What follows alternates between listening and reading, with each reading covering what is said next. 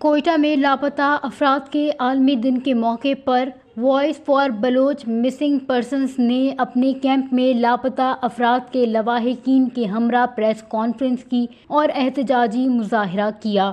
اس موقع پر نصر اللہ بلوچ اور لاپتہ افراد کے اہل خانہ نے میڈیا سے گفتگو کرتے ہوئے کہا کہ بلوچستان میں جبری گمشدگیوں کا سلسلہ کئی برسوں سے جاری ہے اور رواں سال اس میں مزید تیزی آ گئی ہے۔ سینکڑوں افراد کو لاپتہ کیا گیا ہے، جن میں خواتین اور نوجوان بھی شامل ہیں۔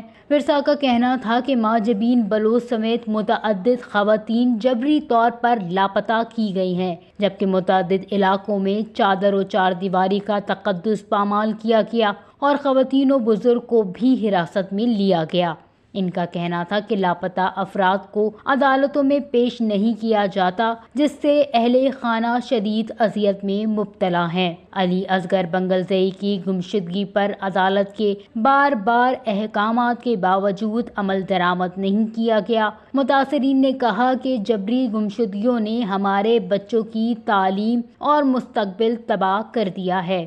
احتجاج میں شریک لواحقین نے ڈاکٹر ماہرنگ بلوچ سمیت سیاسی کارکنوں کی فوری رہائی کا مطالبہ کیا۔ محمود علی کی والدہ نے کہا کہ میرا بیٹا 14 ماہ سے لاپتہ ہے۔ عبدالفتاح کی اہلیہ نے کہا کہ میرا شوہر جبری طور پر گمشدہ ہے۔ انسانی حقوق کی تنظیمیں اس پر نوٹس لیں، جبکہ بیبر بلوچ کی ہمشیرہ بھی احتجاج میں شریک ہوئیں اور دیگر لواحقین کے ساتھ آواز بلند کی۔ وش نیوز، کوئٹہ، بلوچستان۔